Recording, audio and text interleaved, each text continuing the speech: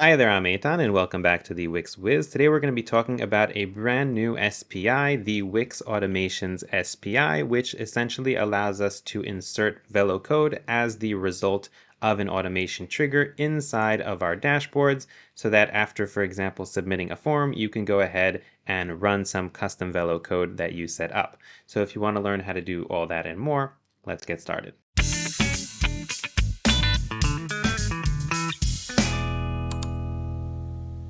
Before we actually set up our automation, we're going to need something that will serve as the trigger for the automation. And as we'll see in a moment in the dashboard, there are many triggers you can choose from.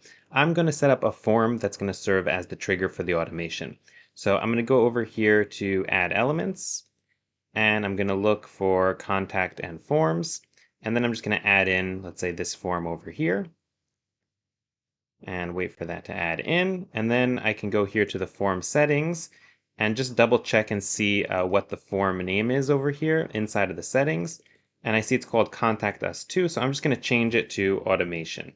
Okay, just so I know that this is the form that we want to do the automation for. Obviously, you can call your form whatever you want. Then I'm going to go ahead and publish the site with this new form.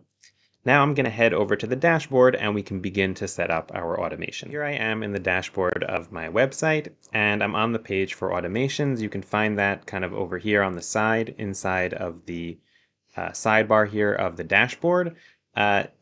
Wix has been in the process of kind of changing the dashboard design, so I can't guarantee it'll look exactly like this for you right now. But worst case, you can always go up here to the upper right and search, let's say, for automation or automations, and you should be able to find it. And that will take you to a page that looks like this. And once you get here, you can go up here on top and add in a new automation. Then you have the option to choose from some kind of pre-built automations that Wix thinks you might want to use, but you also have the option down over here to start from scratch. So I'm going to go ahead and click that, and that will give me kind of a blank template automation. So let's call this automation Velo SPI. And as you can see over here, these are all the triggers that I was talking about earlier. And you see we have quite a few choices here. And I'm going to select over here Wix Forms because that's what I set up as the trigger. And once I do that, I can decide if I want it to trigger when the form is submitted or when a choice is selected on the form. And I'm just going to do it when form is submitted. And then I can select the specific form that I want it to trigger for. So I should be able to say here either any or specific. So I want it to trigger only for the new form that I just put in. So I'm going to click specific. And then I have here the option to select a form. And I'm going to select the automation form that we just set up. Awesome. So limit frequency. So how often will it trigger? So it'll trigger every time the form is filled out. And now we get to the real juice of things, which is adding in the SPI. So to use the new Velo Automations SPI, you will go to this area over here where you can choose the action, and you'll see that there's one action that's called Run Velo Code. And essentially what we'll be doing is we'll be running our own custom code based on the trigger that we set inside of the automation. So I'm going to go ahead and click that right over there. And once this loads, we should have the option to start writing code. So just click over here, start coding. And I'm going to need to name the file that's going to store the code that I'm going to write for this automation. So let me just call this automation or automation demo. Let's be even more specific. And then I'm going to click over here, create and start coding. Awesome. So now I have this kind of like mini code editor that's opened up on my screen. And you'll notice that I have two views over here. So one is the actual file where I'm going to be writing the code here inside of this invoke function. And the other one that I have over here is payload view. And the payload is essentially the data that comes in through the automation. So let's say in this case where it's a form, it'll be the data that the person entered into the form and maybe even some metadata about the form itself. So let's take a look and see what this payload view looks like. Awesome. So you can see here that this is kind of the payload view of the form. And we have, as I said, also kind of data that the user might input into the form, but also just some metadata. So for example, we have submission time, submission ID, form ID. So that's all kind of like metadata about the form. And then we have the specific information that's actually been filled out in the form, which is right over here. So you can see here field, and then you have here this field ID and whatever the user has inputted into the field. As you can see, it's kind of unfortunate that the field names don't really have any kind of significant meaning. So it's kind of hard to identify what field will match up to which actual field inside of the editor. So if I just hop back here into the form itself, so you'll see here I have 4 fields. One is like first name, last name, email, and here I have write a message, but inside of the automation, the payload data itself, I don't have any kind of identifier that will tell me which field is which. So I might have to just like run it one time and then note which field has actually associated with which data in order to know how to handle these payloads. So before we go in and actually code out automation, we need to decide what we want to happen here after the trigger. So what I'm going to do is something pretty simple. I'm just going to insert the data that we got back from the form into a collection on my website. So I'm going to go over here back into the editor, and I'm going to create a new collection here in the CMS. Let me just go over here to collections, and I'm going to create a collection, start from scratch, and I'll call this automation, create, and I'm just going to add in 2 fields just to serve as an example because that should be enough to give you the general idea. So let's add in a name, a field, sorry, for the first name. And I'm going to add in another field for the last name. And that should be enough for now. And here inside of the permissions, I'm going to go ahead and go to collection settings, go to permissions and privacy, and I'm going to make sure that it's set to anyone in terms of adding content, just to make sure that we don't run into any permissions issues, because I'm not sure exactly how this new automation file behaves in terms of permissions, if it's admin permissions, if it's user permissions, if it needs suppress auth or not. So just to be on the safe side and have a smooth demonstration, I'm going to set this to anyone, but depending on your own needs for your collection's privacy, you may want to experiment with this and see how the permissions work inside of these automations. So I'm just going to set it to anyone for now, and I'm going to go ahead and click Save. And awesome. So we have a very basic collection. And now I can head back over here to my automation. And what I'm going to do is I'm going to be writing the code inside of this invoke function over here. And based on all of these warnings that I see over here, I think it's best not to erase any of the code that you see here in this file, except for this line where it says your code here. So this is where I'm going to be writing my code. And I'm also going to need to do one more thing, which is to import Wix data. So let me do that up here on top. So let's do import Wix data from Wix data. And then over here, what we can do is we can insert into Wix data. So I'm going to say here const to insert equals 2. And we're going to have our 2 fields, which is first name, and we're also going to have last name. And now we need to take the corresponding data from the payload and associate it with the first name and the last name. And as I said earlier, it's going to be a bit of a challenge because we don't know which of these is the first name and which of these is the last name. But what we can do is just take a look at our form. And what I'm going to assume initially is that the fields are in a certain order based on where they are in the form. Okay, it's a huge assumption. But let me first assume that the first field in that list of fields will be first name and the second one will be last name. Complete assumption, but I don't really have anything else to work on at the moment, so I'm just going to grab this right over here. So essentially this is field, and yeah, so this is the name of the fields. I'm just going to grab this right over here and head back to our automation demo.js. And here I'm going to have payload dot, and then let's see. Oh, I might have in no. Interesting. It doesn't give me. Oh, it must only have the metadata over here because essentially the metadata is likely to be the same between all automations. Possibly. I'm grabbing at straws here. But for some reason, it doesn't have the actual fields here from the dropdown. And it's not letting me select. Maybe I need to select it like this. That would make more sense.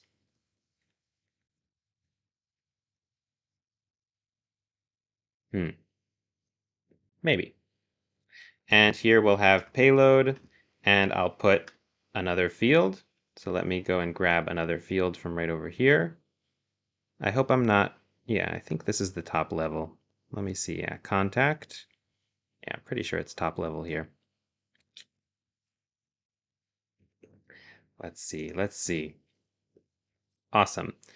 So now that I've created the to insert, or at least I hope I did correctly, I'm actually going to insert it into Wix data. So let's say const inserted item equals to, let me go ahead and zoom in there for you, and it's going to be await Wix data dot insert, and here I need the collection ID so that I can go ahead and grab from right over here. So let's look for databases, and then I'm going to look for my collections. That's this automation collection, and I can go and just copy collection ID from right over here, head back into my automations, and I'm going to paste that right over there. And then I'm going to add in to insert. And then let's add in a console log.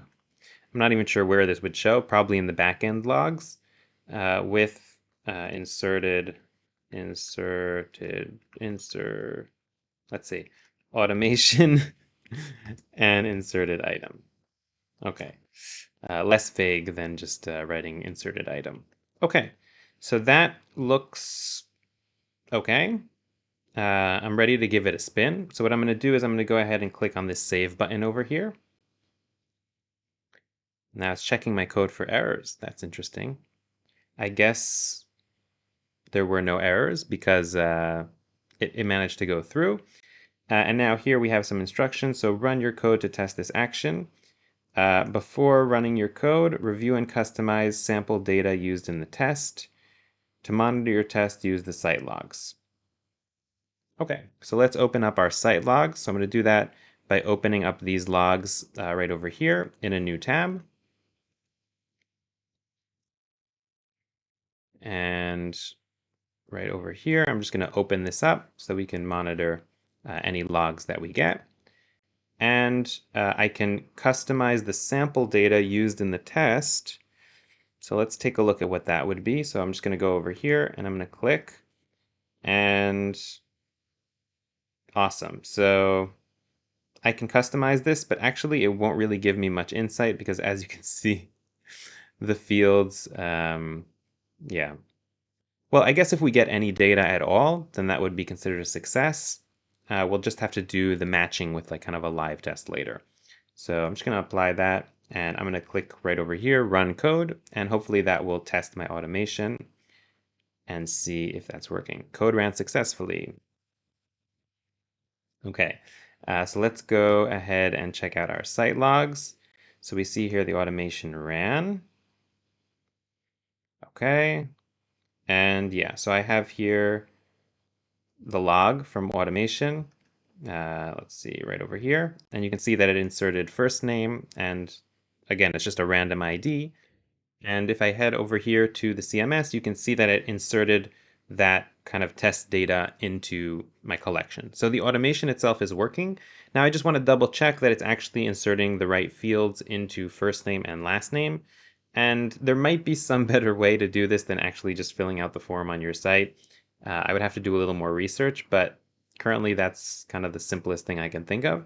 So that's what I'm going to do. I'm just going to publish my site, and then I'm going to head over to the live site and enter the data into the form. So the last thing that we need to do before testing this out on our live site, after obviously publishing the form, is that we have to activate this automation. Okay, so currently we built the automation, but it's not active yet.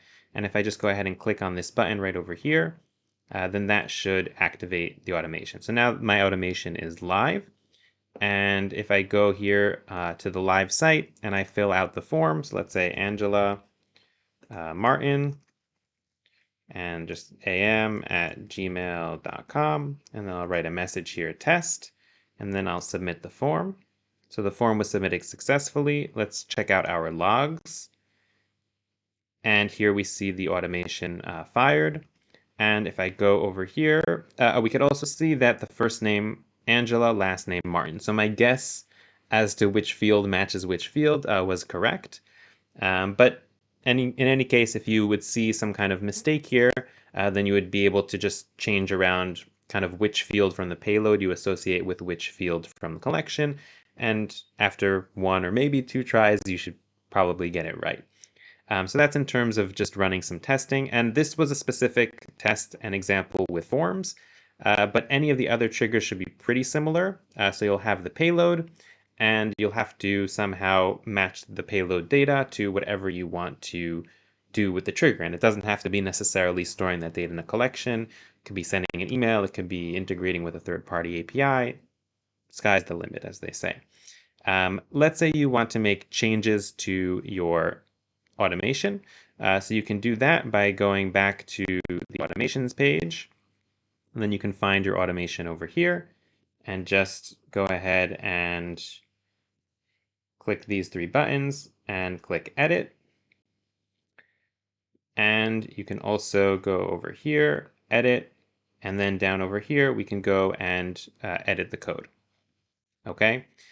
You also can access this through the editor itself. So let me just show you where this automation is lying inside of your editor. So if you go and check over here, kind of inside the code panel, and then at the bottom here in custom extensions, if you open that up and you open that up, and you'll find the JS file with the code that we wrote earlier, and you can edit it here as well. You don't have to go necessarily to the automations panel to do so, but you do have the advantage in the automation panel of all those tests that they were running in terms of verifying the code and kind of running a test run, which you can't do here from inside the editor, unless that's what this button would do, and then you can.